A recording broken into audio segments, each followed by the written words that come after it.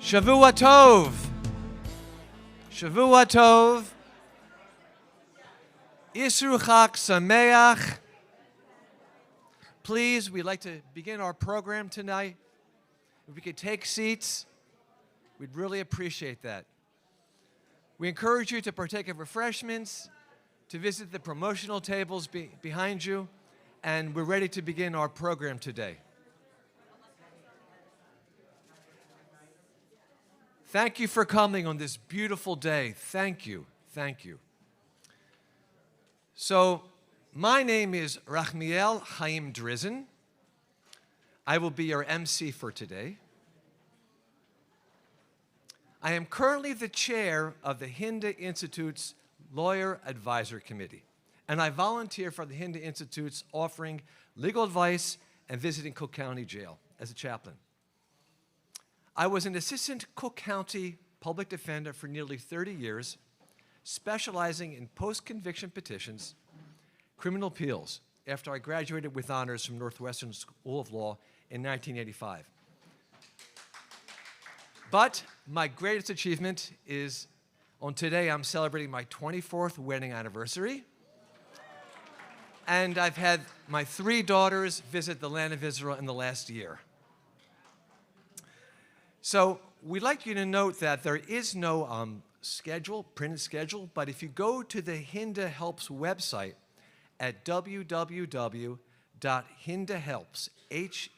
hindahelps.com/event, you'll see our moving journal, which we'll talk about today, and the things that will be coming up today. It is an honor of mine to introduce Rabbi Binyamin Shaiman. I actually met him 10 years ago in the office of the public defender when he went to present his arguments how we could help the Institute. So Rabbi Shaiman is the founder, the lead Jewish prison chaplain, and the director of the Hinda Institute.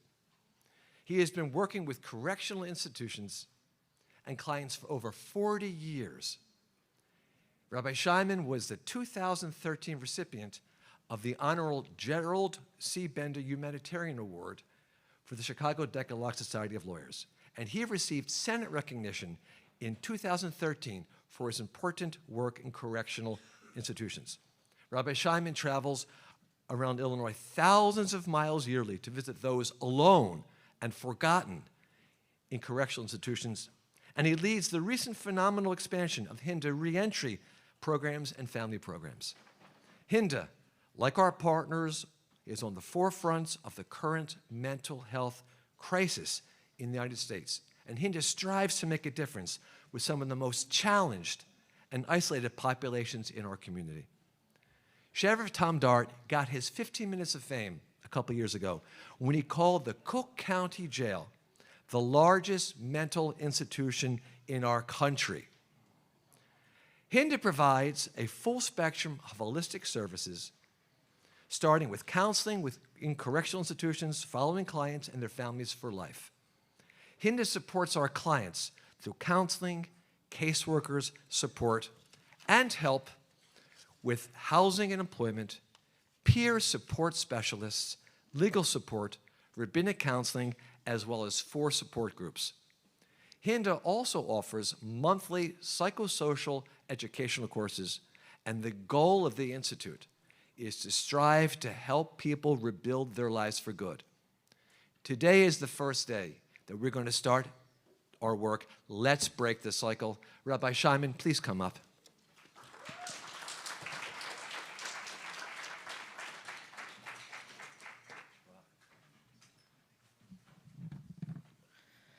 Good morning. And I'm so glad to see everybody here, all our honorees, our political leaders, and our partners. I'd like to tell a story, and this story goes back quite a few years. When we're driving down the road, and I have my GPS on, it says railroad crossing. And when I get there, there's arms that come down and doesn't let me go forward. But this story goes back to an earlier time. This goes back to a time at the beginning of the railroad industry, and all they had was a man that sat in a booth, and he would keep eyes out to see if there was a train and a car, if they were going to be coming together. And he would go out with his lantern and wave it in the middle of the road and warn the car. So one day, he's sitting there. He goes out. He sees a car. He sees a train. He goes out to the middle of the road, and he waves his lantern. He waves his lantern, and he goes back to his post. He sees the car doesn't seem to be slowing down. He doesn't know. Maybe he wasn't paying attention. He wasn't on his cell phone. They didn't have him back then. But he was not distracted driving, goes back a long time. And he goes out again a second time. He waves the lantern and hoping the car is going to start slowing down, but it's not. And he has one last dash before the train and the car are going to collide. He runs out, he waves his lantern, he gets out of the way, and there's a catastrophe. There's fatalities, people die, people get injured, and this family now found a good injury lawyer, and he said, we are going to take this railroad company to the cleaners. We're going to really, really get a big settlement out of this. And there's a big trial, and finally, one of the main witnesses is called to the stand, and it's the man who was sitting in the booth. And he comes up, and the attorneys ask him exactly what he did, and he explains how he went out 3 different times with his lantern, and he waved it. And the opposing attorney got up, and he couldn't punch a hole in the story. And it finally went to the jury, and the jury ruled in favor of the railroad company. They did their job. The man waved the lantern, and therefore, they're not liable. It was the fault of the car. The owner of the company calls this man who would sit in the booth. He calls him up to his office. He says, yes, what can I do for you? He says, we'd like to give you a big bonus. We'd like to give you a raise. You saved the company. You know how much you saved the company? He said, boss, please, don't make it more than it is. If that attorney would have asked me one question, you would have lost a lot of money. He said, really? He says, nobody asked me if the lantern was lit. And in this cycle that we have with mental health, with people falling into corrections, everybody knows what the problem is. Everybody knows what has to be done. Everybody knows we have to take steps to correct it. Everybody knows that. Is the lantern lit? Is society passionate? Do they really believe in this? So thank God we have institutions like the Hind Institute, like our partners, that are all in the back, the ARC at the forefront, really passionate about helping people that have these issues, have a lot of passion. They are the people that are lighting that lantern. And we hope that today, each one of you will also become someone who becomes a light to the lantern, goes out, because we need a lot of people to get excited. There need to be a lot more people to get in the field of mental health. There's not enough mental health workers. The state of Illinois built a big building in Joliet. They lost a case and that they weren't providing care. They built the building, but they don't have enough workers. They don't have staff. They haven't opened up this big building yet. Hasn't opened up yet. They're missing the fuel to get the job done. They have a big building, they have the lantern, but it's not lit. They don't have enough workers. So we need funding, we need people getting interested, and there's an old saying that hurt people hurt, but there's also another saying that healed people heal. And those who go into the field of mental health and see, and especially starting at the younger age, at an earlier age, we could have a lot of those hurt people be less hurt, and therefore hurt less, and we could start healing them at an earlier age, and therefore have healed people bring healing. And one of the ways we bring this inspiration is way back in the times of the Holy Temple in Jerusalem. Once every 7 years, there was a ceremony.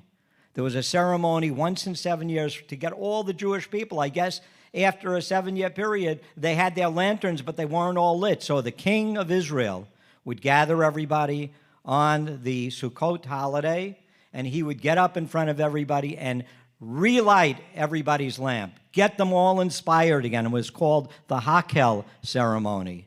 And this here is one of those gatherings we're having. We hope everybody here goes away fired up, inspired, full of energy, full of hope, and we bring change to the world and break the cycle now. Thank you all.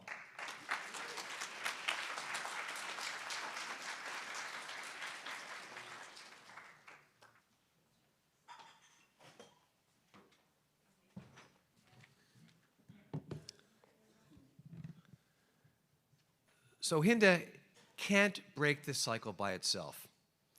We have many important politicians and supporting groups who help us in our effort to start to break the cycle, starting today. We'd like to ask those politicians in attendance to please stand up when we call their names, and if they can remain standing until the end when we can do applause afterwards. Please wait till all are mentioned. First, we'd like to ask those politicians who have helped us deal with the present mental health crisis in Illinois and support of all of our important work. First is Congressman Brad Schneider.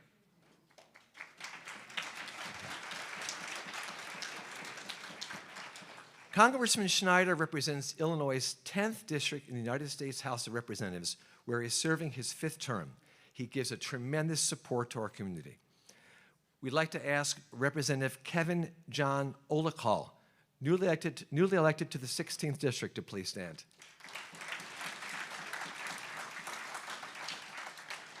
We truly appreciate, Representative, your openness and leadership and friendship to our community and work. Alderman Deborah Silverstein has been the Chicago Alderman of the 50th Ward since 2011. She's not present here, she's very busy, but she's been a long-time supporter of our communities. And, you know, we can't build a village by ourselves. We have tables behind. We encourage you after the ceremony to go visit them, promotional tables. And we'll get to them in a second, but there are also 3 people who sent letters of approbation and appreciation. Congresswoman Jan Schakowsky, Governor of Illinois J.P. Pritzker, and President of the JOF, Lonnie Nassatir. Let's give a round of applause for those people and those standing.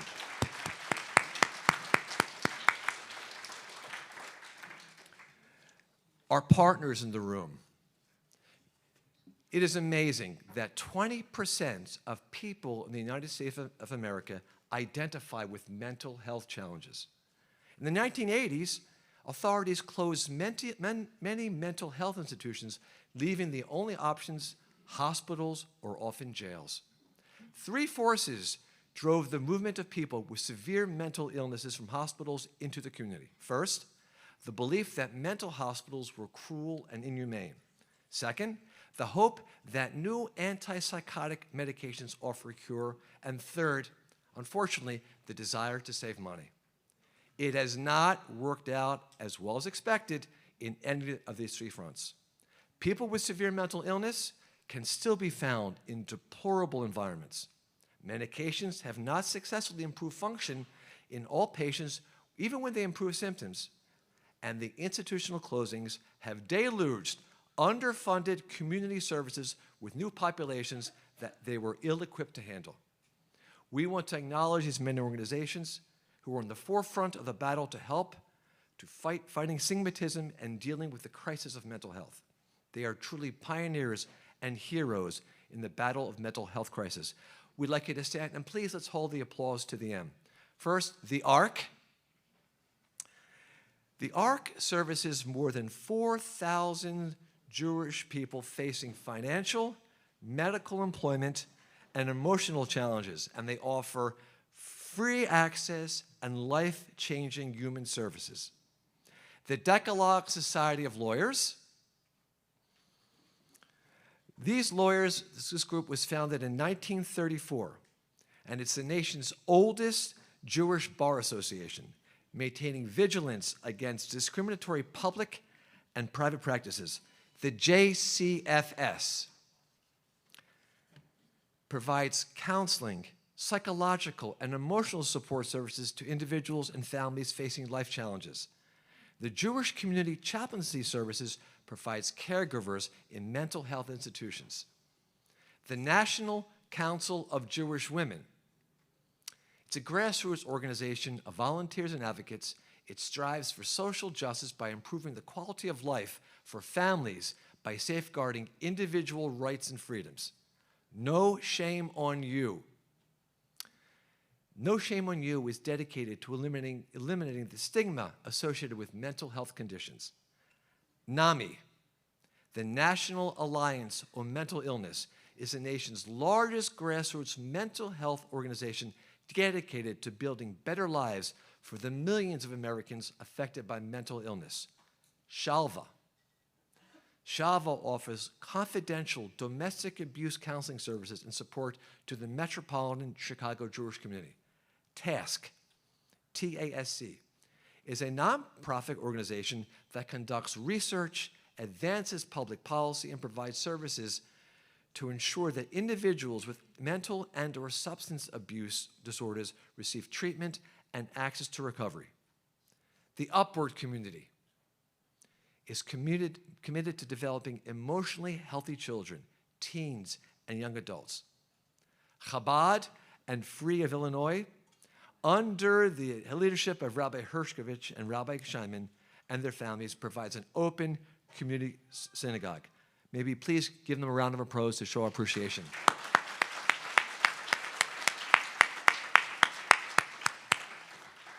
Again, these organizations have promotional tables behind, and you can look at the Hinda Journal on our website at the site that I provided earlier. We are blessed to be able to award several individuals today who've done outstanding service. One of the leaders at the forefront of assisting those in our community dealing with mental health challenges is Marna Goldwyn.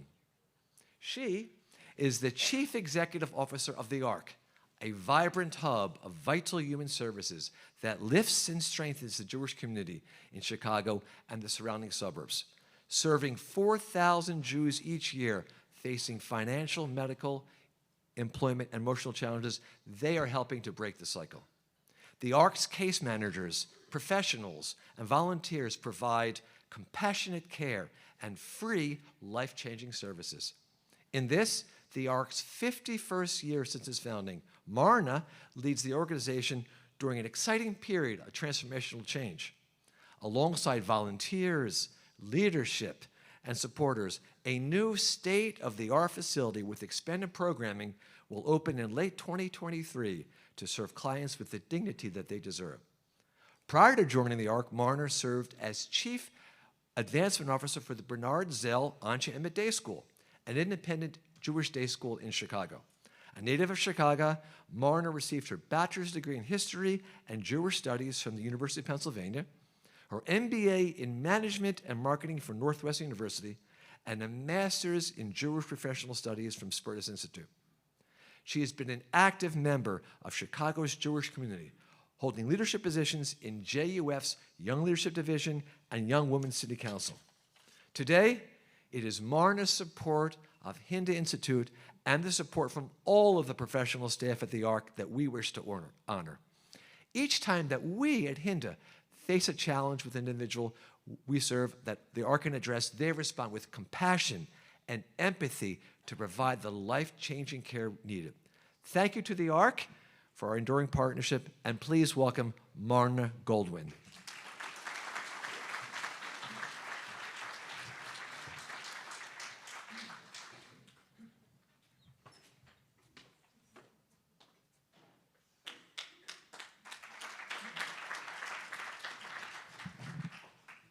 Thank you. Thank you, everyone, for being here, and thank you to the Hinda Institute for recognizing the ARC with this honor.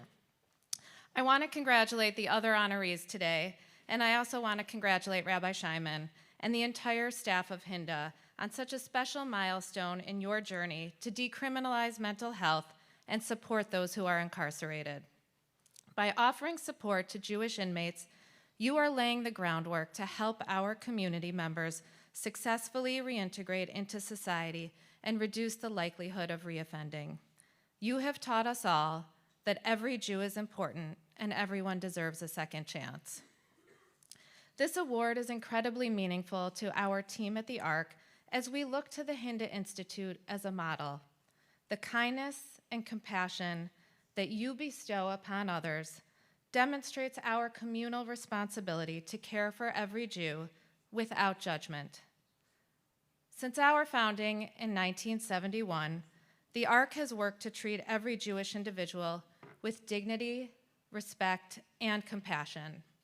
As you heard, all of our services are free, and they are available to any Jew in need. The work of Hinda demonstrates true respect and compassion for all, and we at the ARC work to instill that compassion and dignity in all that we do. The ARC is proud of our partnership with Hinda in serving clients who are reentering the Jewish community, as well as the families who have a loved one in prison. We extend our vital human services to Hinda's clients just as we do to any member of the Jewish community who is struggling. Our goal is to provide hope, empowerment, and help each person on their path to self-reliance. This work begins with the ARC's professional team. Our team gets to know each client's individual needs, and they develop a customized plan to help each client achieve self-reliance. This award is in recognition of the professionals at the ARC who partner with Hinda's clients and their families.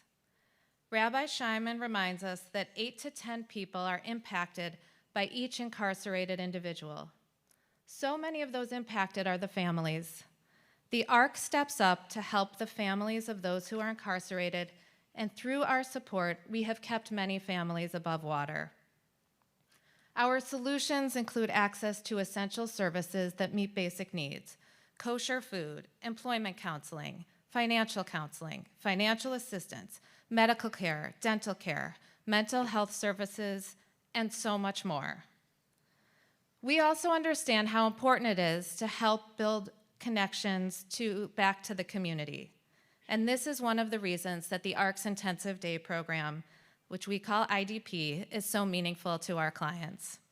Through engaging programming, our clients build connection to the ARC's team and, more importantly, to each other. IDP supports people who are facing chronic mental health issues, and our clients proudly say IDP is their family. Thanks to the ARC's IDP team and the programming that's available 5 days per week, combined with spiritual enrichment opportunities through Rabbi Tenenbaum's Torah study classes, as well as the ARC's holiday celebrations, our warm meals served at Cafe ARC, we are creating opportunities to build those vital human connections. Studies have shown that providing religious and community support to inmates can contribute to reduced recidivism rates. We have also found that providing this support to those who have rejoined the community is just as valuable. Offering support and resources allows people to stay connected to their Judaism, to traditions and community, and it fosters a sense of belonging and identity. This connection serves as a source of strength, resilience, and guidance. The ARC is a relationship organization, and I want to express my gratitude to the ARC's team for supporting Hinda's clients and the 4,000 others who we serve. The professionalism of our team and the relationships that are formed differentiate the ARC from any other social service organization. One of our clients recently shared with me that their case manager saved their life. In those words, saved their life. She said she could not imagine where she would be sleeping at night or how she would ever be able to go on without her ARC team. I would like to ask every member of the ARC team who is here to please stand.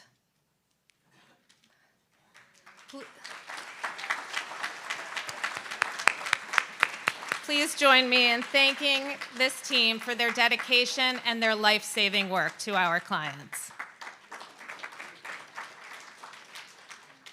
I also want to thank our elected officials who have joined us today, who give so much support to the ARC and to Chicago's Jewish community.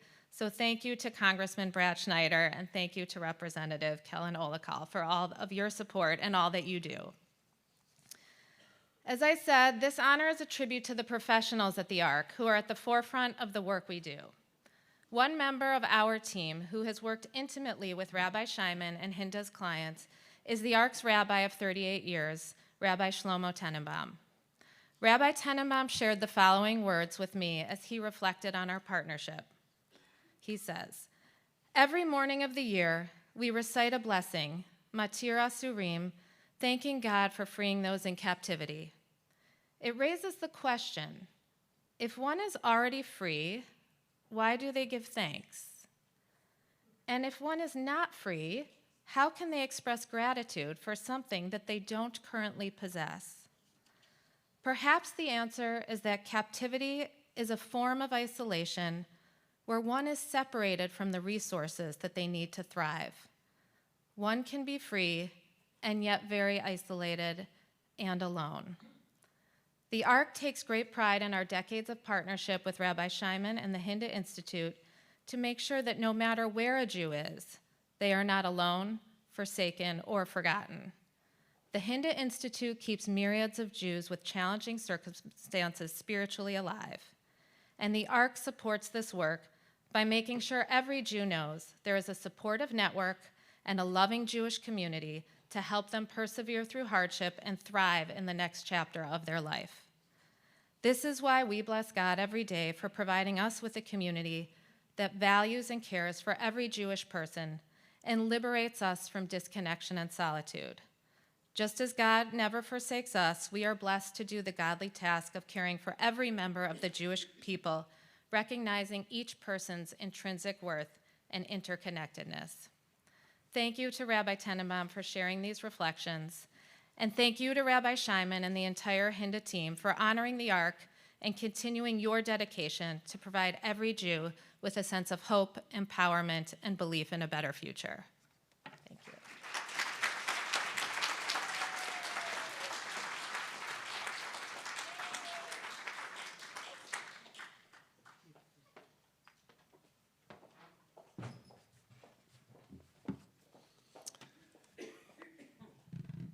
It is a personal honor and privilege to give out the next award. The Hinda Hero of the Year award is given to a client who embodies successful second chances and a spirit of giving despite facing insurmountable challenges. Mr. David Gorosky was a member of the federal trial bar for the Northern District of Illinois from 1987 to 2007. Unfortunately, David was charged and detained for 11 years in federal correctional institutions. While detained, David was the model detainee, devoting his time and energy to assisting other prison inmates with their legal and administrative research, writing, and filing needs.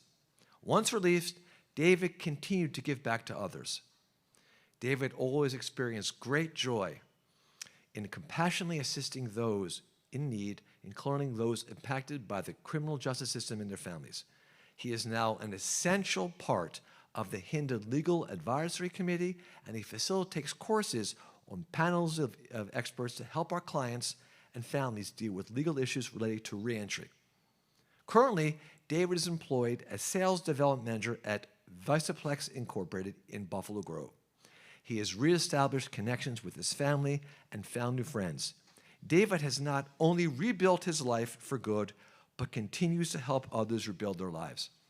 On a personal level, since the time I've been involved in Hinda, a little bit more than a year, whenever I needed anything from David, he dropped everything and attended.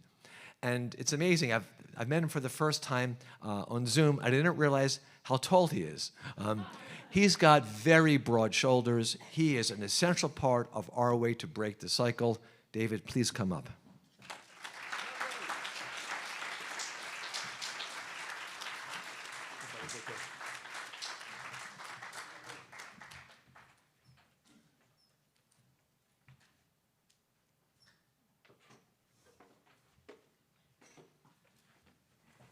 Thank you, Rachamil. Thank you all for coming today. I am very honored to accept this award for this year's Hinda Hero of of the Year award. But an even greater honor was bestowed upon me when I was introduced to Rabbi Shimon and Abby almost 4 years ago. You took me into your home, into your lives, and you made me a part of the Hinda family, something I will never forget. During a challenging time after almost 11 years in federal prison, you welcomed me, and you continue to welcome me, and your compassion has meant so much to me. Without you and your support, and without the support of my family, who is here with me today celebrating this great honor, any successes that I may have achieved following my almost 11 years in prison would not have been possible. I look forward to many years to come to be a part of the Hinda family, to assist in any way I can, and I thank you all for this great honor. Thank you so much.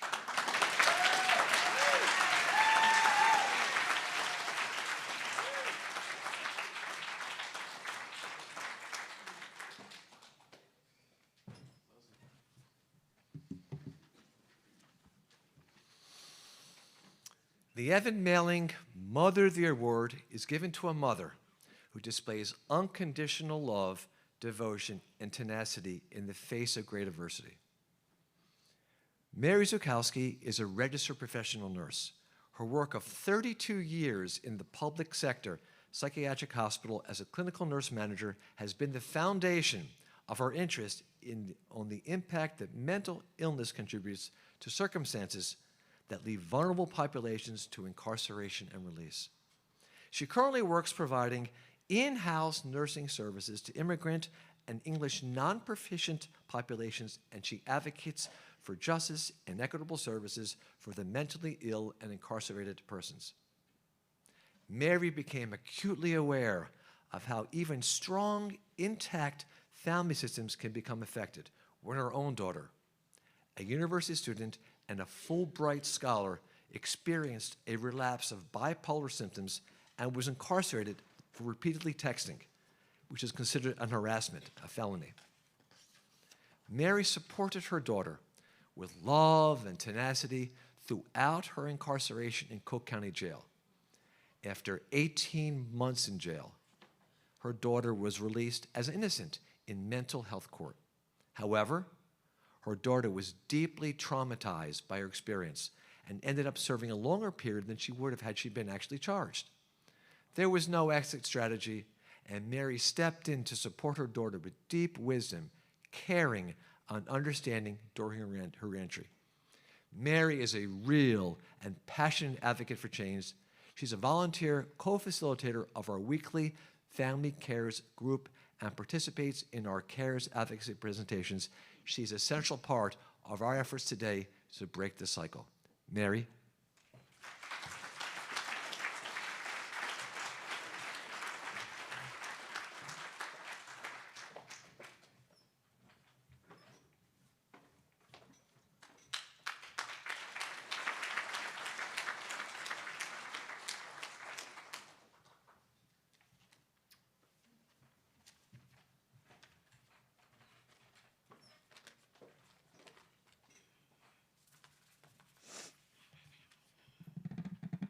Good morning, everyone. I am deeply grateful and humbled by this award, particularly in the light of meeting and hearing about all these accomplished, stellar people that are giving their best to care for a group that isn't at the forefront of popularity. In my career in the Illinois Department of Mental Health, I had the opportunity to care for many patients with mental illness who had a history of incarceration, but I wasn't as acutely impressed with this connection between mental health and incarceration, and only after our own accomplished daughter, a Northwestern University student with honors, a Fulbright scholar, never having as much as a traffic ticket, became incarcerated because of a relapse of her mental illness. Only after this experience did this dynamic come home in a very deep way. We learned so much about this process, but the most heartening message, the light, as Rabbi Shimon spoke about, came into our lives when Hinda and Rabbi Shimon and Abby Rabinovich came into our lives. And I came to find out that they generously and selflessly had been working with families such as ours before we ever knew it and before we ever needed their help. I remember the call from my daughter who called and said, you know, a rabbi came into my room or came into my cell, and this was the first voice of acceptance and kindness and compassion that she heard for a long time while being incarcerated. Rabbi Shimon and Abby Rabinovich's concern and care for our family did not end with Barbara being released from Cook County Jail. They made themselves and Hinda available for us for all the myriad of concerns and loose strings that needed to be tied up. As was said before, medication, however important, has a limited place in recovery, because even when someone is perfectly medicated with the best medication, there is still a lot of work that needs to be done for a person that is dealing with mental illness, and not just for the person, but for the family. And this is where Hinda showed us their never-ending support and continues to show that to us. I am humbled and I'm grateful, and I am so indebted to this organization. I owe them a debt of gratitude for the work they have done and for the work that they are continuing to do every single day. I thank you very much.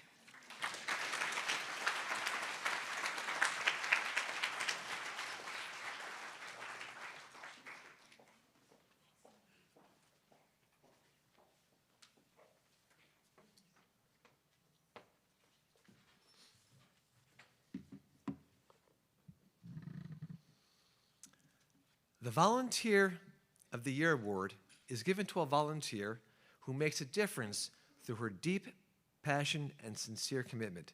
This year's award goes to Dr. Stephanie Kutzin. Dr. Kutzin is an adjunct professor in trauma and addiction at the University of Illinois, Chicago campus, the Jane Addams College of Social Work, and the Hebrew Seminary from the Deaf in Skokie. I, too, am a member of that faculty, and we're blessed to have members from the school sitting in the first row here. They've made a big difference in my life. Dr. Kutzin is the founder and director of Employee Consultation Services, a comprehensive human service firm specializing in counseling in the workplace. Her practice interests include reentry services for individuals and families in the criminal legal system. Dr. Kutzin has volunteered the last few years in the criminal legal system as an instructor for Cook County Jail's General Education Program, the Safer Foundation, and the Chicago West Side, as well as the Illinois Department for Corrections. For the past 4 years, Dr. Kutzin has actively pursued volunteer roles in the Hinda Institute. She facilitates sessions in the Hinda Institute Reentry Education Program, supervises interns, and provides therapeutic counseling for selected clients. As an invaluable advisor-mentor, she has found a professional and personal home at the Hinda Institute, working closely with the leadership, staff, and clients. Dr. Kutzin is helping to break the cycle today and in the future. Please come up.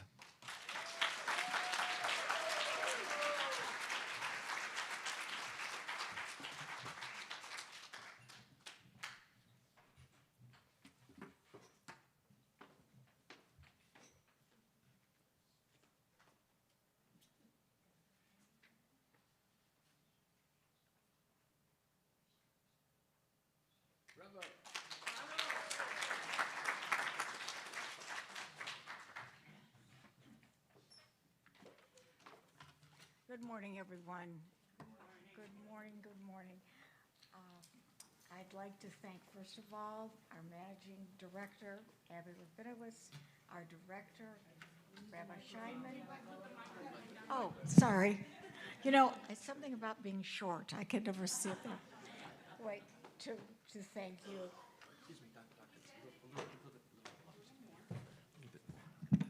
Okay, good, thank you. All right. I'd also like to thank the HINDA board, staff, and clients for this award. Working collaboratively with the HINDA Institute is indeed an honor in and of itself. You continue to grow exponentially as a leader in providing innovative human services to individuals, children's families, and communities affected by the legal system. Currently, you are recognized as a model for other organizations with similar missions. I congratulate the HINDA Institute. The English word volunteer is translated from the Latin. It means will or wish. These are highly important terms to me. These terms are the energy that brought me to serve as a HINDA volunteer.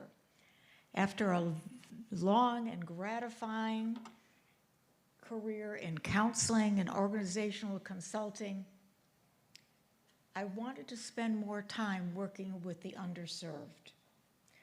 At that time, I learned from a graduate student of mine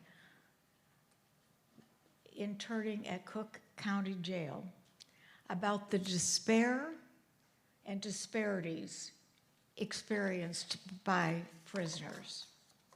This was the spark, it lit the lantern, that moved me to advocate for improved education, addictions treatment, and social services in the criminal legal system. That 4 years ago, I was introduced to HINDA, a strong, value-based, not-for-profit, devoted to rebuilding lives with integrity. Like others, I found a welcoming new home, interested in embracing my skill sets, my deep appreciation to staff and to clients for the opportunity you are allowing me to use my will to get my wish. Thank you all very much.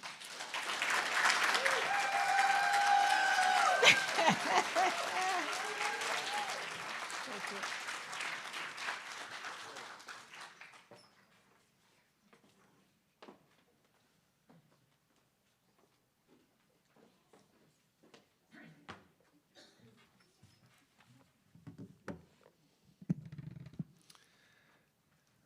There's a tradition that the world is upheld by 36 hidden tzaddikim. It is my honor to have known one of them. He's in the room. I'm going to call him up. There is the biggest Bala Chesed that I know is Les Blau. I was honored to daven with him daily at the Chicago Loop Synagogue. I've known him for 30 years. Before COVID, I haven't seen him in person since. I've seen him on Zoom for sad occasions, for happy occasions, and I'm honored that he's a member of our HINDA advisory board. He'll drop anything at a dime. I can't imagine the list that Les has of things that he's doing. He is a 24/7 mensch who does nothing but give back. It is my honor to introduce him. He's going to introduce the Broken Soldiers Program. Let's give an applause for Les.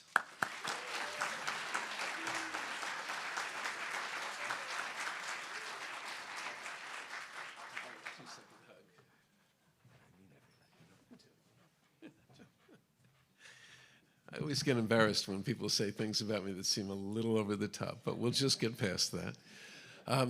I happen to be a member of the HINDA board, as you've already heard, but that's not, as Tim says, the only thing I do. I also have the honor of being a member of the board of a relatively new organization, the Broken Shoulders Project, about which you'll hear more in just a few seconds. I used that connection by being on the board of both organizations to answer a question that had been troubling me. We have here today in person over 150 people, and remotely even more. And the question is, how can we dramatically portray to you the impact of what happens to a mentally ill person when they are put into prison alongside criminals?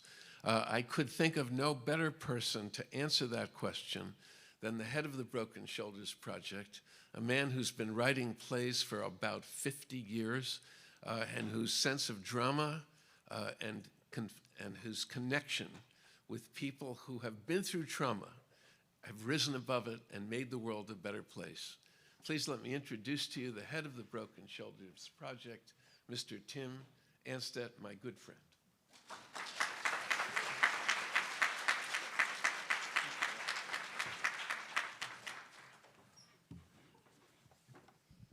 Something about being tall. Hi, I am Tim Anstedt, and I am the creator and artistic director of the Broken Shoulders Project. We seek to identify and rejoin the big shoulders that have been broken under the weight of trauma and misfortune. And we do this by telling stories about real people facing similar challenges and making often heroic decisions that changed their lives and affected hundreds and even millions of others. And we tell these stories within the format of a staged reading of a brief play. There are no sets, no costumes, no lighting or sound effects, but a few people reading their part in the story. Our people reading for today are from the HINDA Institute, the Rabbi Benjamin Scheinman, reading the part of the narrator, and Sarah Kleinman-Blau reading the 4 prisoners.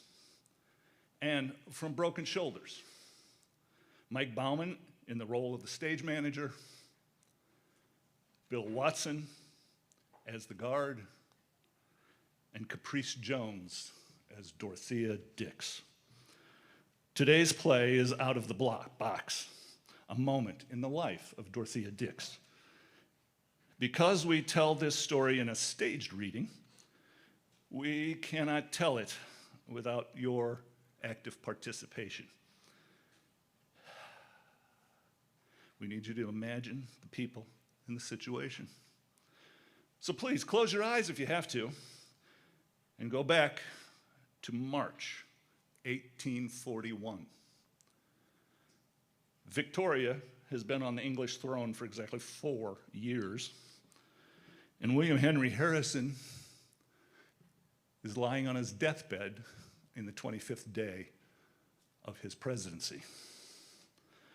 He is president of a country that has 26 states.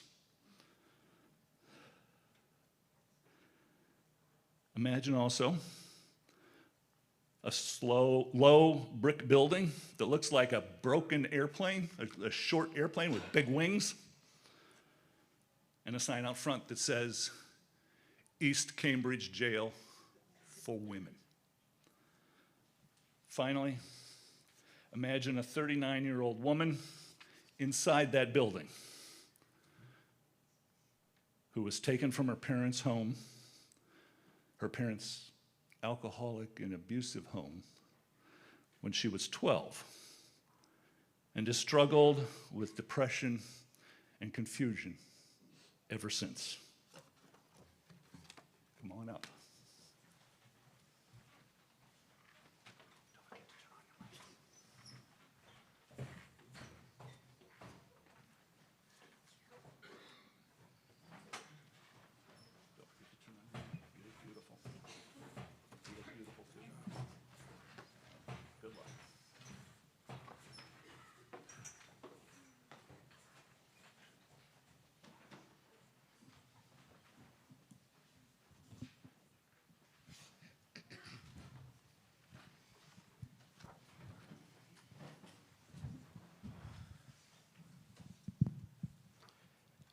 A fierce rush of water, spraying from a large hose, assaults the ears, quickly followed by the cries of several women, responding to the hard spray,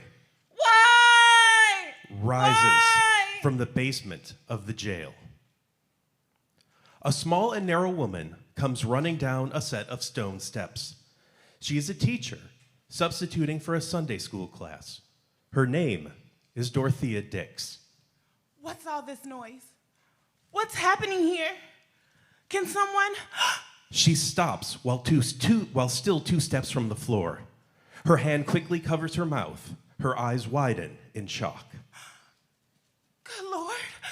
She's come upon 4 naked and very soaked women in various poses, separately, inside 4 of 5 cages on the hard stone floor. Each one has 1 iron band about 1 ankle, and 2 of the 4 also have another band about her wrist. From all the bands are chains, all leading to thick hooks embedded in the wall. A prison guard stands nearby, holding a fat hose now dripping out the last of its water.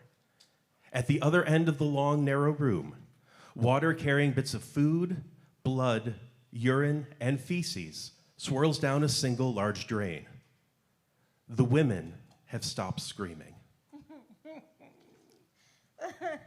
Dix pulls her hand from her mouth. What is this? Oh! She quickly recovers her mouth in reaction to the smell that's hit her. It's washing time, miss. I'm mucking out of the stalls.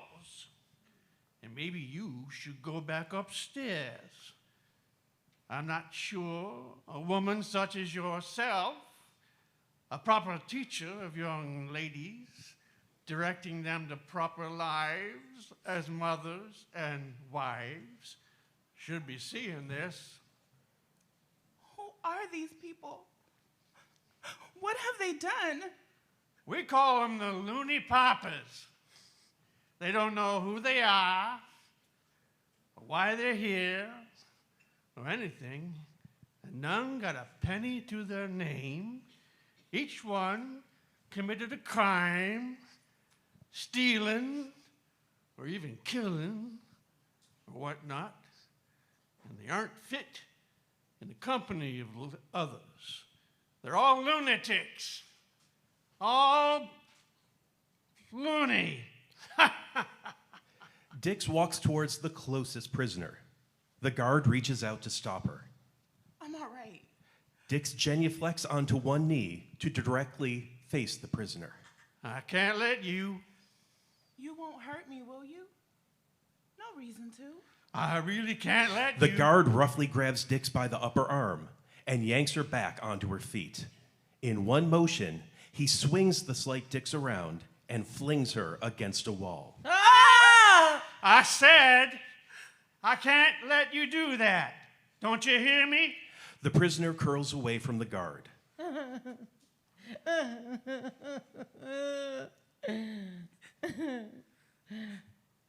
report you for this. You can't treat me or these women like this. No. He opens the hose and harshly sprays the first prisoner. Ah! Ah!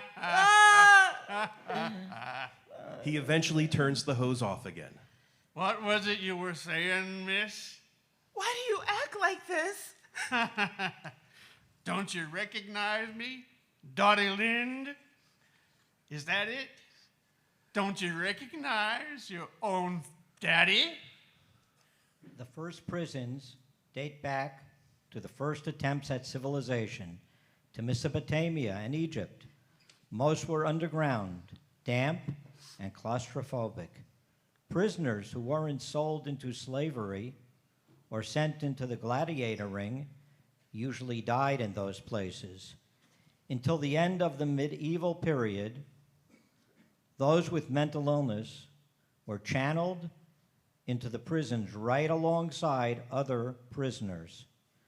With the coming of the Renaissance, isolating the insane from the rest of the population became the norm, though not so much out of compassion for them as because they were deemed morally corrupt and should be kept from women and children.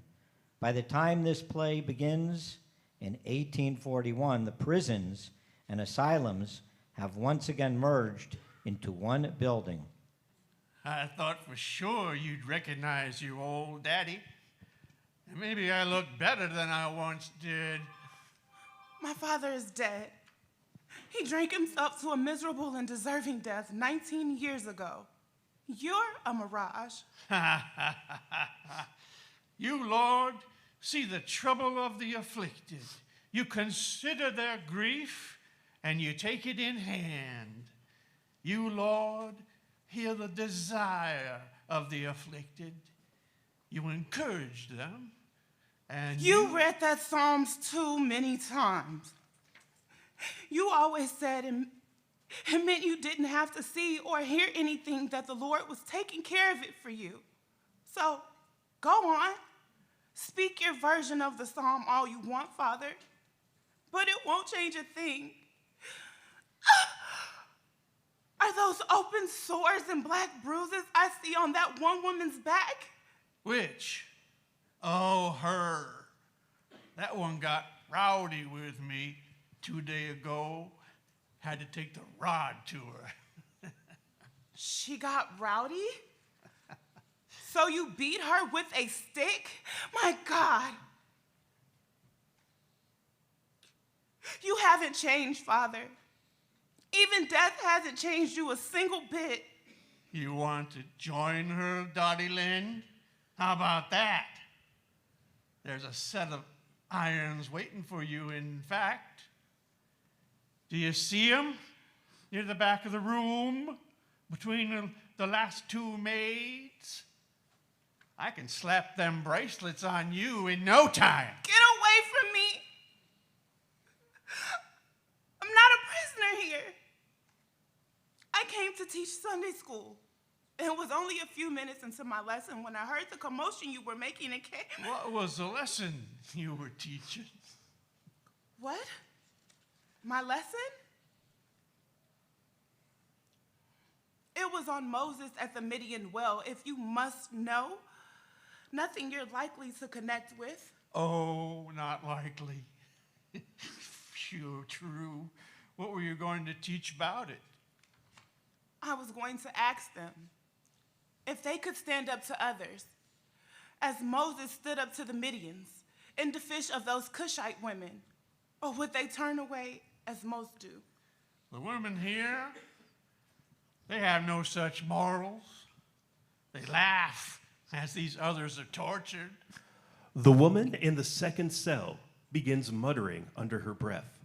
Moses fled from the face of Pharaoh and dwelt in the land of Midian. And he sat down by a well. Now the priest of Midian had 7 daughters, and they came and they drew water and filled the troughs to water their father's flock. Dix looks toward her. Shut up down there. You hear me? And the shepherds came and drove them away, but Moses stood up and helped them and watered their flock. The guard tosses down his hose and strides angrily toward the third cell. He bangs a hard baton against the bars, startling the woman into silence. She was quoting the Bible. If there was anything I thought you respected and bowed to, it was the Bible. And now you punish that poor woman for quoting it from memory? The Bible? I'm done with that trash. The guard walks back to the front of the room, stopping in front of Dix to lean his face into hers. Now, you were saying about your Sunday class?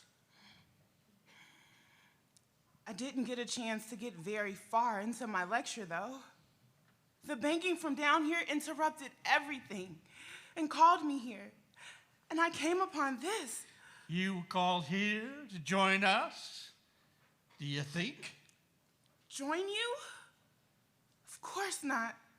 Maybe 'twas. Maybe 'twas me that called you. Maybe 'twas me thinking you ought to not just join us, but be us. Be them, I mean. Maybe 'twas me calling you to walk on down to near the end there and get yourself inside that open cell. Sure now. Maybe that's why you came here, to see how it is, to return to what you've always known, to get down upon the floor and slip a hand in one iron and an ankle in the other. Of course, I know your shy ways. You were always shy, and taking off your clothes bother you worse than any of it. I will do no such thing. And why should I? I do not need to shed my dress or let my wrists be manacled to know what being trapped is. You taught me that, Father. I do not need to fight rats for my dinner or be washed by a fire hose to know what humiliation is. You taught me that too. I taught you this? Or did your mother? Both of you. Mother was fetal curled on her bed, face to the wall, cheeks wet with tears. You were raging over her, spewing words like that water from the hose. And you were ramrod straight in the corner, as I recall, watching all of it without a single flinch or glance away. Hush, little baby. Don't you cry. You know your mama was born to die. All my trials, Lord. Quiet soon- down there. No poem reading allowed here. Soon be over. Mother was fetal curled. As these women are fetal curled, her body bore the marks of your rage as these women on the floor bear them down. Mother cried until she could cry no more. Then she went as silent as the grave she so desperately sought to achieve. And you were gone. I and my brothers were sent off to the hands of your parents, your rich parents, your hard parents. While you were selling your Bibles and books in some strange town thousands of miles away, or standing in the rain and preaching your Methodism not 100 feet from me, your breath a mist of whiskey, your nostrils flaring fire, your hands a gnarled, hairy claw. Oh, Father!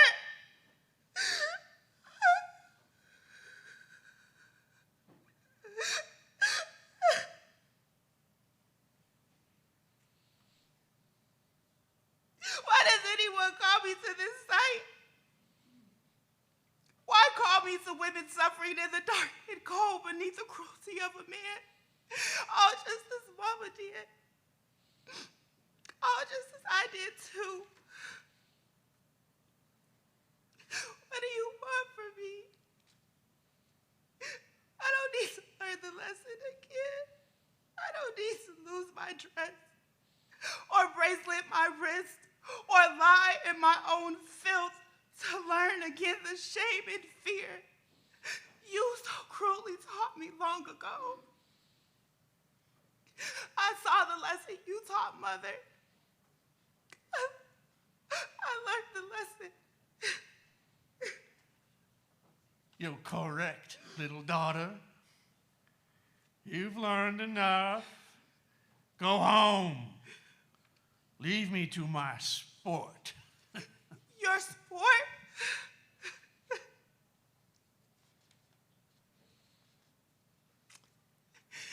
These are the friendless and afflicted. I know them. I know them very well. I am them. Dix steps out of her shoes. Go home, Dottie Lynn. I was cold, and no one came to me. If they are cold, who will be cold with them? She walks towards the woman in the first cell. She slips off her skirt and hands it to her. Walking to the woman in the second cell, Dix begins unbuttoning her blouse. If they are weary, who will be weary too? She takes off and hands her blouse to the woman in the second cell. And rules said onto his daughters, where is he? Why is it that ye have left the man? Call him that he may eat bread. And Moses was content to dwell with the man. And he gave Moses Zipporah, his daughter. Dix walks toward the woman in the third cell. And if they are distressed, I am distressed. And if they are abandoned, I am alone. As Dix takes off her slip and hands it to her, the woman in the third cell says, "All my trials, Lord, soon be over." Dix walks into the fourth cell. She looks over herself and realizes all she has left on is a necklace. She lifts it over her head and reaches through the bars to put it on the woman in the fifth cell. She picks up a manacle, looks over at the guard, and then closes the manacle around her ankle. The last prisoner says, "You, Lord, see the trouble of the afflicted. You consider their grief, and you take it in hand. You, Lord." No, not the Lord. It is I. No! I see the trouble of the afflicted. I encourage them, and I listen to their cry. No, no, no. I listen to their cry, and I cry too. No. They are crying, and I am crying with them, Father. Let us all cry with them.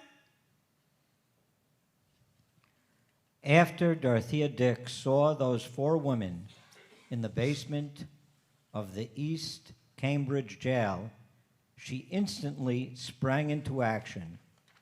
By the time she was done advocating for the better care of the mentally ill, including coming to Illinois, states had built 35 separate hospitals and institutions for them.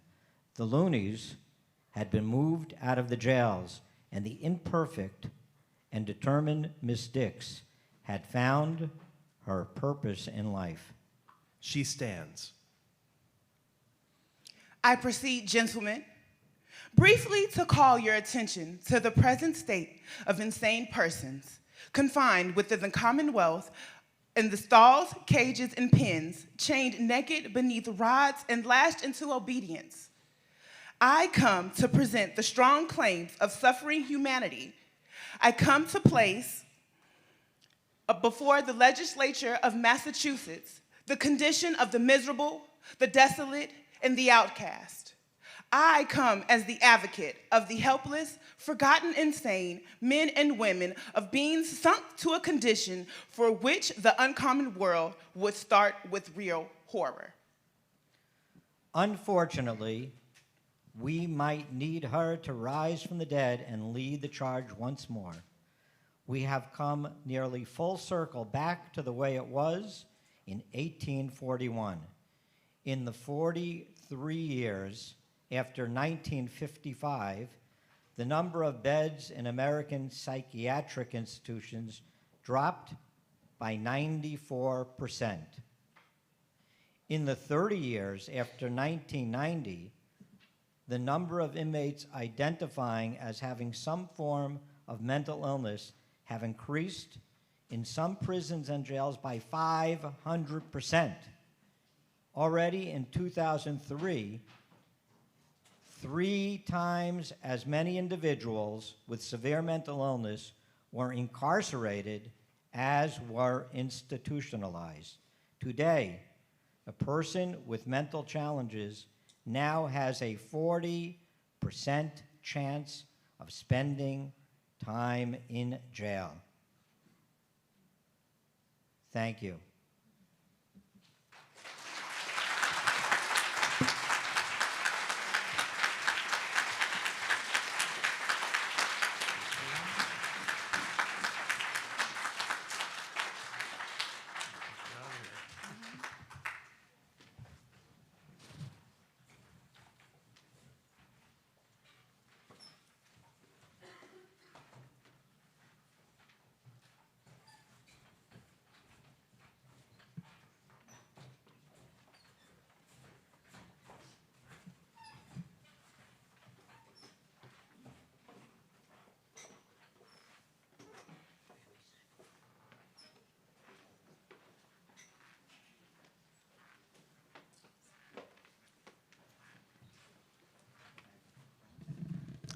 That was very powerful.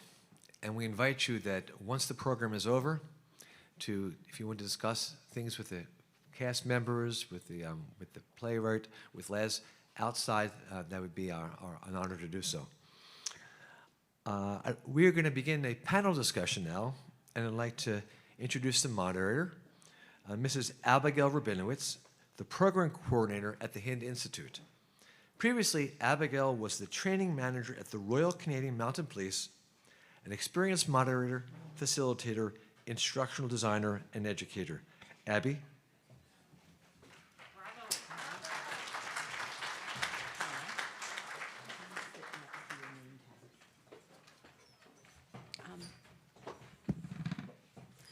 So many of you in this audience have heard some horrific stories about people with mental health challenges committing crimes in our community. And we've also heard that almost 20% of people in America today identify as having mental health challenges, which is a nexus with addiction. This is also true in our Jewish community. We follow the same trends. But that is not the full picture. The majority of people with mental health challenges are not perpetrators. They are, in fact, most likely to be victims. However, there is no dichotomy between mental health and incarceration. It's a false dichotomy. Over 75% of people with mental health issues, such as schizophrenia, bipolar disorder, and autistic disorders, have encountered the criminal justice system. Most of these individuals are picked up and are now in jails or in hospitals for minor, non-violent offenses, closely associated with their unmet mental health needs. At Hinda, we live these stories over and over again, and we're going to share that cycle with you.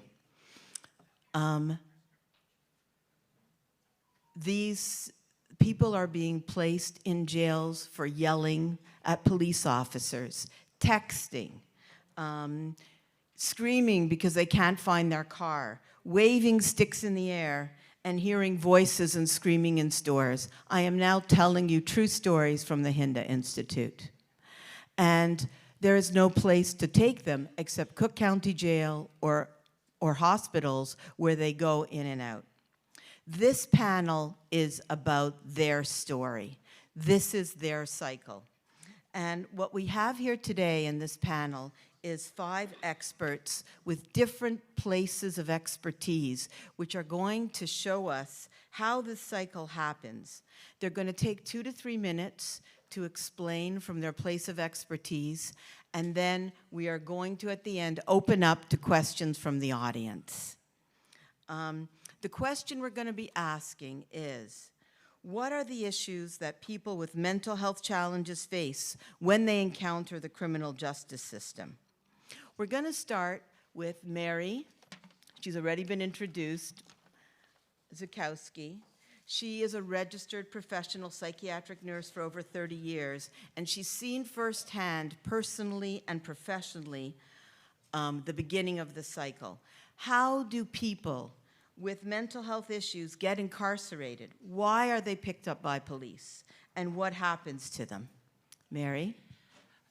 I think this is a very appropriate question, Abby.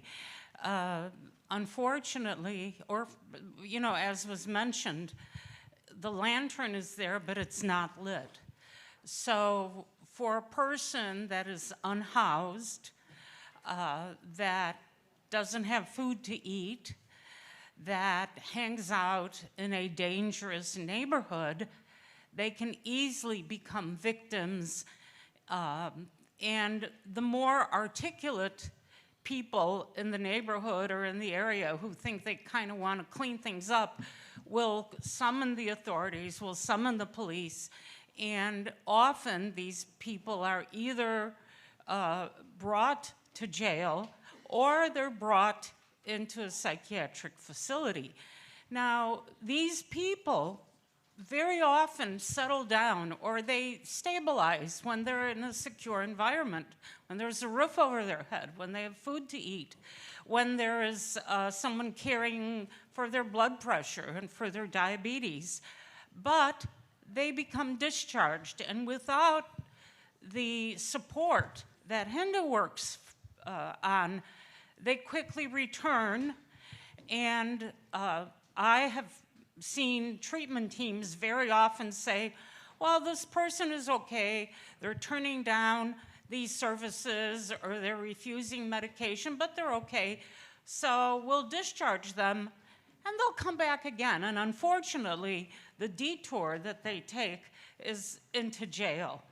And again, you know, what has been horrific over the years that I have worked is that many patients coming out of incarceration have told me and the treatment team, so they've heard this, that the jails have limited resources as well. So patients have told me that jails, upon releasing them, have told them, go into a psychiatric hospital, tell them you're suicidal, and they are going to connect you with services, if you can imagine that. So Mary, the cycle is endless. Would you mind sharing a little bit of what happened with your daughter? Yes. Barbara was, as I said, a very accomplished person, not so much as a traffic ticket, but had a relapse of her psychiatric symptoms and proceeded to text a previous provider and text him, you know, abusively. Her delusions commanded her to do that. This was not something that she was doing with a clear mind, and was taken in to jail and remained in jail. And unfortunately, during this time, COVID came into the picture, so all the trials stopped. There was no court appearances, and really her only contact with the saner aspect, or the sane aspect of this world, was with the rabbi, who was the first person that approached her with compassion, with hope, with understanding, and with acceptance. And not only was she approached with those sentiments, but so is our family. But again, as we've said, it's not enough to wave the lamp. Once the person is released from jail, they need lots and lots of support. They need services, they need housing. They need a good connection to mental health services, which, by the way, have been shuttered to an unbelievable degree. So if a person does not have the funding, if they don't have the willingness, if they don't have the support, they're not going to show up for their appointments. And by the way, my daughter, because they found that she had stayed incarcerated for longer than the maximum sentence would have been had she been found guilty, was released that day without any kind of aftercare plan. And it's because we had private providers that we were able to get medication for her. Imagine if this person was released to the outside without medication, without housing. Where do they go? Back into the system. And by the way, she was found not guilty by reason of insanity, but nevertheless did stay almost 2 years incarcerated. So this was our experience. And again, if it wasn't for the support and the compassion of Hinda, Rabbi Shimon, Abby, I think we would have been in a different place. Thank you, Mary. And really, the conditions, I'm going to now speak to Rabbi Shimon, who's been visiting jails and prisons for 40 years, because I'd like now to look at the next stage in the cycle, which is jail. Can you describe the conditions in jail for the mentally challenged, Rabbi Shimon? there are many different security levels in the prisons. Maximum security, super maximum security, medium minimum, treatment centers, and those that find themselves, for instance, in Cook County Jail, they even have one of the, they have the regular population and they have the population that's put into treatment centers. So those that are fortunate to get in the treatment center, even that we've heard how inadequate it is. You could just imagine that someone who is unfortunate enough to, for instance, I had a man who was in the special treatment center in Joliet, but since that person got violent and acted out and a staff member was injured, he was sent to maximum security Pontiac Correctional Center. And he's put, yes, they put it in a place that's called the mental health unit, but he's not getting the special treatment he needs. So the treatment is very inadequate. The regular officers don't have any training on how to treat someone with a mental illness, and they are victimized. Some of them have to go into protective custody, and if they get in trouble and go into isolation cells, that has even a worse effect on them. And during the COVID period, we've seen an uptick in many of the mental health problems in many of the prisoners. But on the positive note, I did want to mention that, and it all starts from one visit, we're all sitting here in Botanic Gardens, which is so beautiful. And I want to tell you that some of the people I see, when, like Mary had mentioned, I may have been the first, or maybe it was my son who goes to Cook County, who may have said a positive word to his daughter. We see beauty come out of these people that's even more beautiful than anything you'll see in the Botanic Gardens. Each person that we have is a garden, but they have weeds growing on them. And my wife, who's a gardener, does a lot of work in the garden and taking out the weeds. So we come into the prison system and we remove the weeds and we reveal the flowers. And by the time they're ready to come home, we have beautiful, blooming citizens, even more beautiful than anything you'll see here today. So jail is a place people go prior to being sentenced.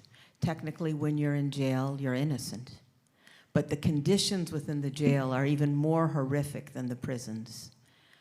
I'd like now to look at, with Ms. Nina Ricci, a lawyer who works for NAMI Chicago. She serves as Director of Forensic Services in NAMI and has extensive experience working with problem-solving courts, including mental health courts, and accessing services for people with mental health conditions. And I want you to get a sense of what happens to people with mental challenges when they hit mental health court. I'd like to know who gets into mental health court. What percentage of people get into mental health court? What is the bar for it? How it works? And what happens to those that don't get in? That's a tall order. Good morning, everybody. I'm going to try to answer those in a way that's not too in the weeds. Mental health court is specifically for people who are charged with felonies in Illinois.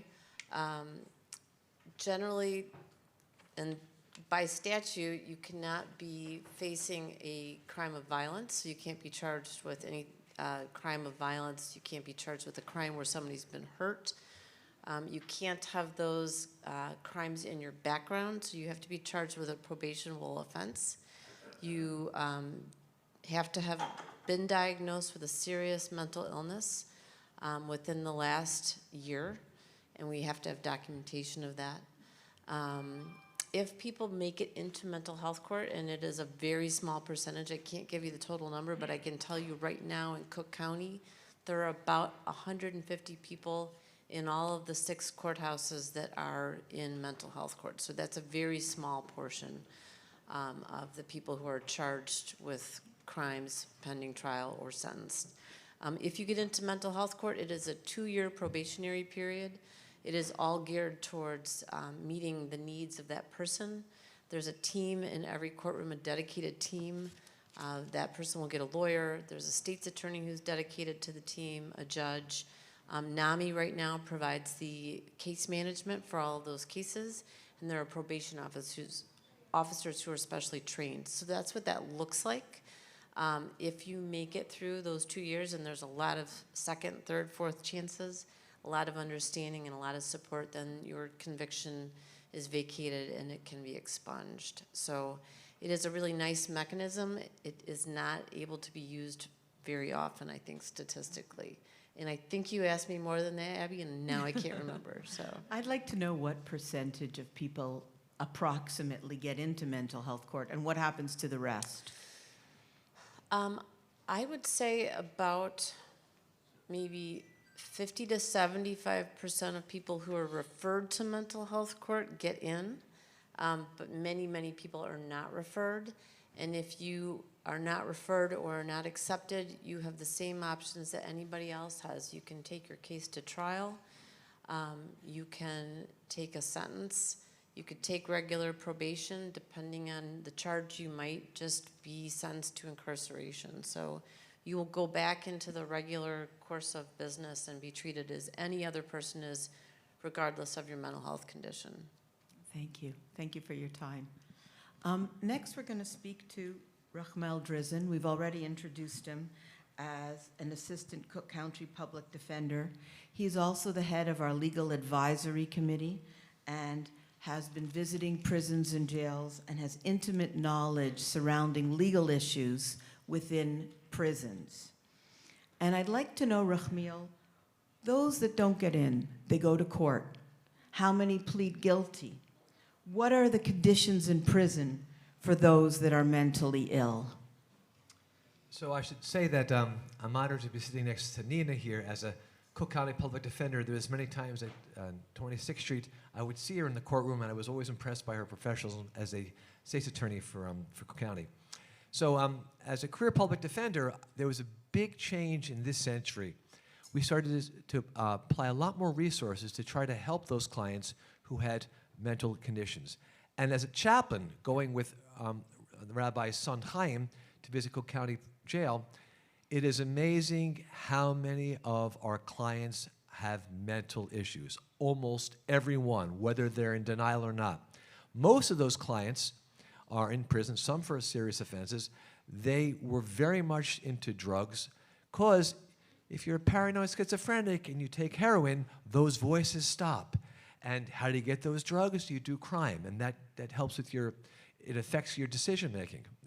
So a tremendous amount of our clients, high percentage, have mental issues that have not been addressed. Some are in the treatment unit because they are a danger to themselves or others.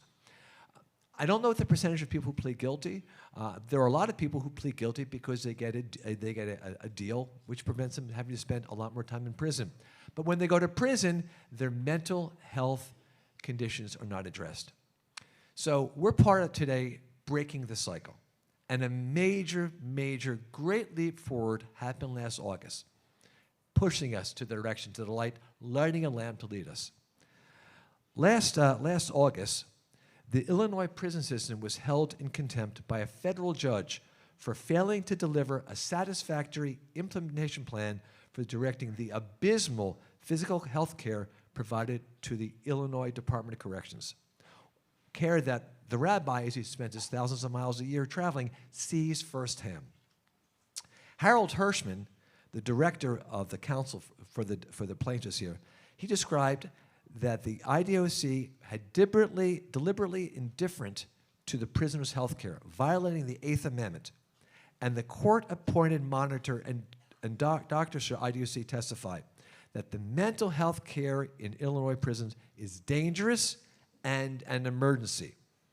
The court found that prisoners in acute mental health crisis and those with worsening psychosis or are actively suicidal are not provided with the health treatment needed to stabilize them.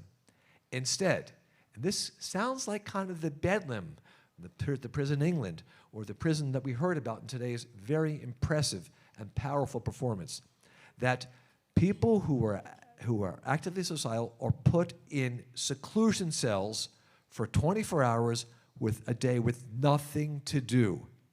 Nothing to do. Locked in there.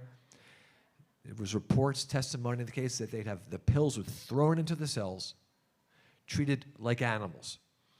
And they were allowed 15-minute treatment sessions a day. 15-minute for people who were actively psychotic or with worsening suicidal tendencies. In one recent month, 121 such prisoners remained locked in those isolation cells for over 10 days. That is certainly a violation of the Eighth Amendment's prohibition against cruel and unusual treatment. The order also addresses solitary confinement, which is known to exacerbate mental illness. And IDOC staff testified to the negative impact of solitary confinement on those with mental illness. Yet more than 80% of Illinois prisoners in solitary confinement are classified as mentally ill. And again, Sheriff Tom Dart said that the largest mental health facility in America is Cook County Jail, which I visited as a public defender, and I can testify to that. This order has done a lot, and the IDOC is being commanded to move forward, and I'm sure with court monitors there will be, but it's a big step forward to breaking the cycle. We need to be aware that a tremendous amount of our people who've been accused of crimes does not necessarily excuse their crime, but perhaps the sentencing should be focused more about that. Victims have a right for redress, completely. But a lot of the crimes are committed by drug addicts, alcohol addicts, who were not in the right state of mind, maybe not to excuse them, but certainly for sentencing. And certainly once they get in prison, they need to be treated and not just thrown into solitary confinement and have their pills thrown at them by cards. Thank you, Rachmiel. I'd like to answer a question that 90% of people at the state level prisons plead guilty, and 97% in the federal level. That means that people with mental health issues are mostly pleading guilty. They're not doing that well in the court systems, and they are ending up in prison.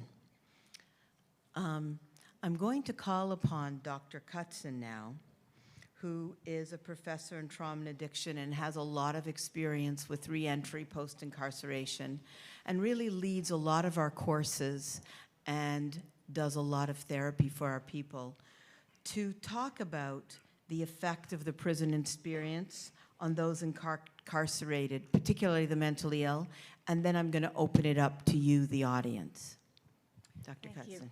As a social scientist, I view this issue in three levels, and I do borrow from not only social work but public health in terms of how many systems interact to cause further issues that impact on the mental ill that are incarcerated.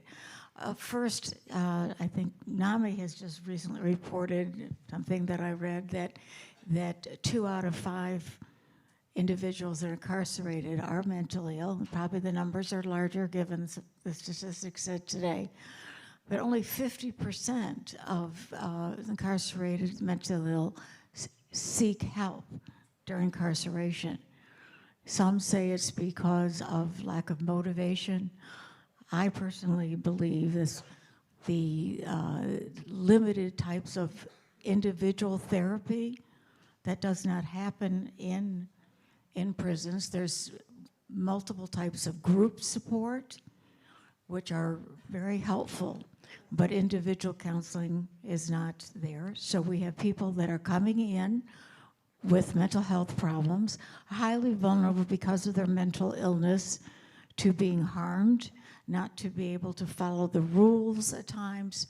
So vulnerable people that enter. Second is the incarceration experience, the potential for being harmed by others, the emotional trauma, isolation, many of the factors that lead to when people re-enter, they're coming not only with their mental health diagnosis and What's not often mentioned is people that come in with multiple what we call co-occurring disorders. Is mentioned addiction, but in the field of human services, we look at a variety of co-occurring disorders, being social, economic, educational. Many of these are factors when people re-enter. So they're coming back and coming back often into societies, relationships, families, communities that are not welcome due to why they were incarcerated. So experiencing stigma, shunning, again, adds to the pain, the already existing disorders. So we have limitations in education, housing, in careers, a variety of areas where that multiply and further limit opportunities and to move on to good health and well-being. Okay, so now I'm going to turn it to the audience. It's a little bit of a heavy morning, given that we're in the Botanic Gardens, but it is an opportunity to learn and is an opportunity to become advocates. Yes, can you direct it to a panelist, please, and your name? Tell us your name. I'm going to.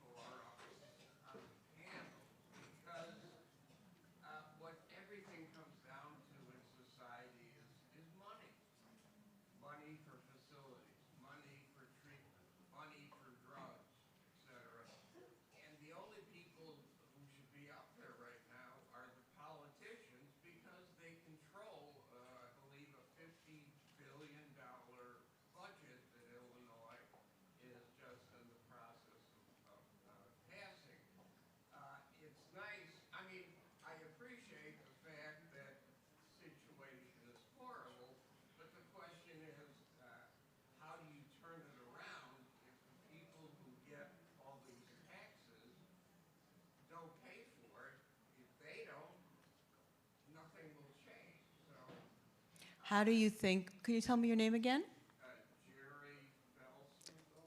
Jerry, can I call you Jerry? So, just not late for dinner. Jerry, so how do you think we can bring this to the attention of our politicians to make them reinvest their money and have change?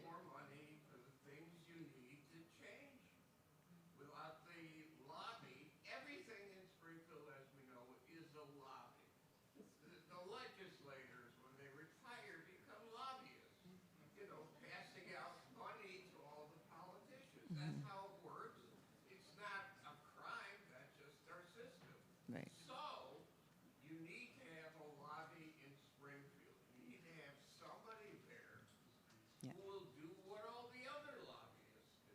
Right. Without So, that, Jerry, I think we're going to make you the next Dorothea Dix. But there is a lobby and there is a wave of change in just the 5 years I've been here. People are recognizing these issues. We have somebody here. What's your name? Hi, I'm Julie Amos. I used to be a politician, and then I ran the state Medicaid program. And I will say that 20 years ago, there may not have been as much interest and commitment to funding mental health services. I was there at a time when I fought. I was one of the champions. There were many others. And it was harder And it was also harder because it was still very much more stigma. So both ways, it really did not rise to that level, but that is not true today. And I think that NAMI and many others that were introduced earlier do have very effective advocacy and lobbyists in Springfield. A bigger problem right this minute is not the money. It's finding the workforce and people who want to go into this work. In my world of Medicaid, which is low-income people's health care, we cannot find psychiatrists who want to work for Medicaid clients, poor people. And it's very, very challenging to find people who want to be in this field. It's a difficult field. As we know, it's challenging to do this work. And as people really do have psychiatric breakdowns, it's a very big thing, very big challenge to really provide effective services. There is also a behavioral health workforce development center that's been created by the legislature with real money put behind it. So there's a lot of work, not enough, but a lot of work being done.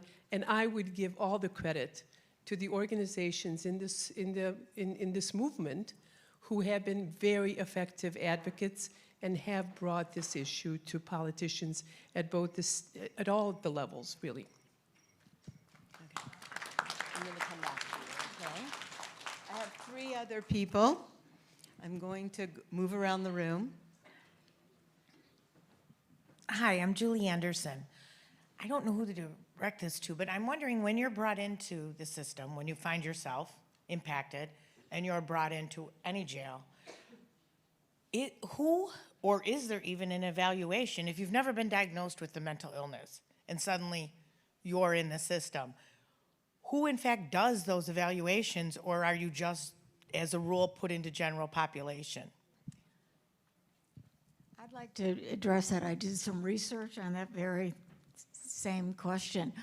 I found that when people enter, at first they're evaluated by a psychologist, and perhaps Rabbi can speak more to this, but it's when they first come. I did not find, in terms of how will they adapt to prison, any major threat to self or others. And that seemed to be the limit of the evaluation. And I may be not fully correct on my research, which concerns me greatly because, as I said before, there isn't any continuing individual, counseling. Thank you, Dr. Cutzen. Tell us your name and stand up. My name is Barbara Belsky. A few things, I still feel it comes down to money because I'm a nurse in a nursing home, and there's a lot of people who've been in the system also who eventually ended up in the nursing home. But in our community, there still needs to be money because professionals in the psychiatric world don't want to make, $25 for a visit for someone to get therapy. They want to be in the profitable world and make a lot more, and Medicaid just doesn't reimburse. It's the same with even medical things. But in the prison system, first of all, there's a lot of people who, as this woman was saying, who aren't necessarily identified. They weren't bipolar or schizophrenics. They might have personality disorders. They might just be depressed, and they don't want to admit to it, especially in the prison system, because if you're looked at as vulnerable, you can become a victim. So a lot of these people align with poor examples of prisoners just to survive. And it is not easy to get medication in the prison system. People I know who were on medications, they couldn't. What was available was lots of illegal drugs that seemed to be easier to get into the prison system than real medications. And again, if you were a vulnerable person, as Mr.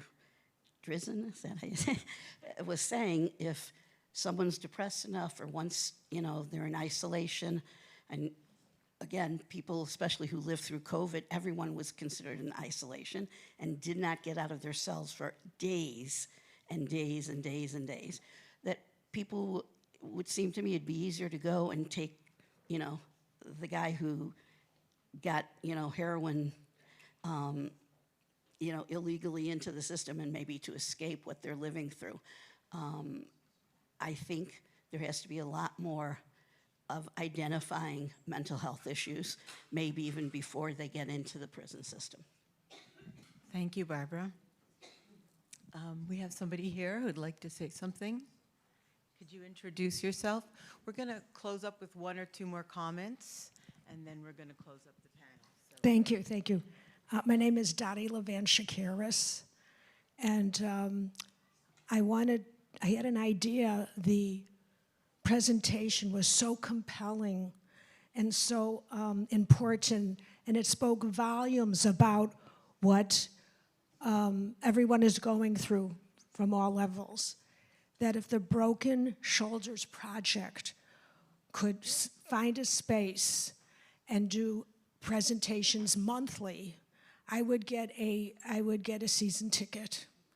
And you could, if you can get funding for a well-known actor who would donate his time, and the wonderful writer, fabulous, it would bring attention and also be a terrific fundraising vehicle, I think, and raise awareness of people of this important work that you are doing. You've moved mountains. But having a theater background, I also really, you were fabulous. But it spoke to me more than anything else, because we have to see, you could feel with your heart, but you see it's a different thing. Anyways, I hope to see the Broken Shoulders Project take off big time, and the next Goodman, okay? And also for many reasons to plug into like supporting the community and all these good things, because it was so excellent and so needed and so important. And just yasher koach to the Broken Shoulders Project. I hope to see good things ahead. Thank you. I think I have one more over here. Okay.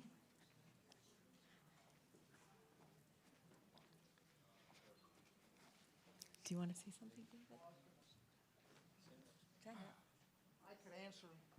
I could answer a little bit about the mental health intake process in the jail. It is available, but there's a lot of finagling and manipulation by attorneys and people who like to get into there because it's generally a better living condition area.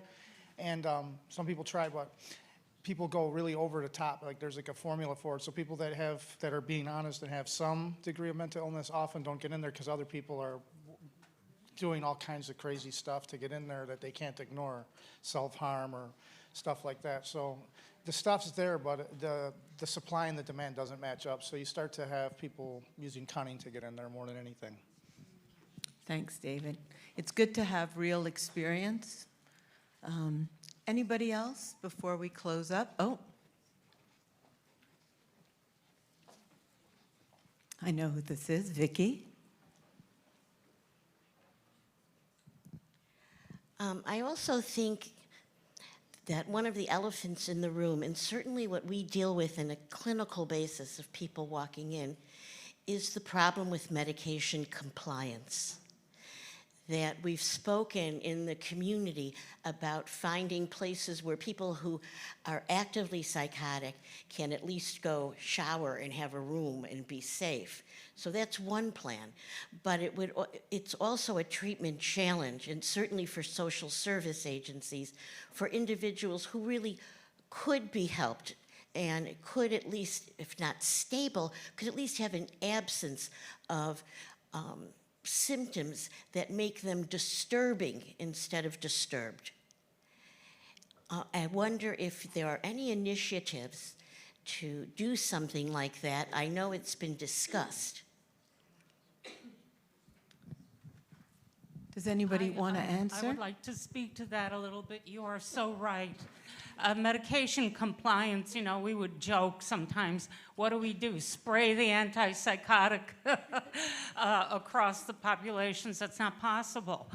But what you are referring to, and what is so, so important, is for the providers to establish an honest, supportive relationship with the person. Compliance is difficult. Think about your own compliance with antibiotics. You feel better, and often our patients feel better because the psychotic symptoms abate, and they, like many of us, forget, or, you know, they say, well, I don't think I really need this because the side effects are real, and in some cases, very, very life-threatening sometimes. So, the patient, the person with the mental illness has to have some ability to come to someone that they trust to register their symptoms and to be accepted and to be responded to in a professional, empathic way. And that has always been you know, the concern. As we know, many psychotic people, if they're compliant with medication, you know, they can work, they can be in a relationship, they can marry, but it's the people that don't comply that, you know, end up bursting into flames and coming back into the system. So, thank you. I'm going to end up this panel, and then I'm going to give you... Oh, sorry, Dr. Cutzen, please. I'd just like to add the lack of knowing when people are leaving prison that have not been given medication are going to re-enter are at great risk. So we didn't get to all the solutions, but those folks that are being evaluated, it'd be better if they were evaluated, if they were taking medication to leave, or upon re-entry had health and benefits so they could get that care. So we're going to close up the panel and have some thank yous by Les. I would just like to say, I'm going to ask one word from each of our panelists. At HINDA, we fight this crisis. We fight it inside correctional institutions. We fight it with helping families. We fight it through support groups. We fight it through caseworkers. We fight it through LCSW's social workers and counseling. And we fight it with our chaplaincy services. And we fight it through our re-education program. Are we winning? We keep fighting. And I think all the organizations here are fighting. And we rely on those organizations because when we form a network, when we work together, we will find solutions. And we will influence politicians. I'm going to ask each of our panelists now, before we end, and Les is going to come up to finish, to say one or two words of what you think would be the most important solution, and then I'm going to let Les come up and we're going to go. Our panelists will be available outside. Broken Shoulders will also be available outside for you to speak with, but we're going to need to vacate the room eventually. So I'd like one word. Mary, if you had to say one word of a solution, what would you say? I would say perseverance. The fact that you are here is evidence that there is perseverance, commitment, and perseverance for me is extremely important in addressing these issues. Dr. Cutzen? I have three. Three. Empathy, advocacy, and the mission of HINDA, find the best in everyone. Nina Ricci? I'm going to say awareness, and I'm going to give you the word that if you ever come to the offices at NAMI Chicago, you will see when you enter. It's hope. I would say it's all about the money and resources. Imagine what would happen if our budget was $10 million a year and the kind of good we could do. I know as a public defender, when I had cases and we had to try to get a psychiatric expert to testify, we had limited resources. Some people we couldn't get experts to because we didn't have the money. Similar here, if we can raise awareness and if we can expand the resources here, we can expand the work we can do. I would say humanize. The people we're dealing with are humans. If we cared for the weird instead of being scared of the weird, the world would be a better place. Humanize and realize they're all as beautiful as the Botanic Gardens. Thank you. I want to thank everyone here. I'm going to pass it over to Les Blau, who's a member of our board, an accomplished lawyer, and really an important advocate for us to finish this session. I certainly want to thank everybody for attending today. I think that the question of how to dramatize the plight of the mental ill, we found a solution with the great dramatic writer Tim Anstead and some wonderful actors, some of whom did not come from next door, but made significant travels to get here to make the presentation and make the vivid plight so powerful in such a way that we could really understand and not just talk about it. We know that mental illness and psychological suffering, just like physical illness, happen to each of us in different degrees in our lives and in our families. There are people in this room sitting here who have been in prison. I know them, and you may not know them, but they've been through a lot. To stop the cycle of recidivism and the criminalization of mental health, we need to understand these issues so that we can find solutions. As a community, we need to advocate for people with mental health challenges. They need help, not incarceration. By working together, we can break the cycle. Thank you so much for coming.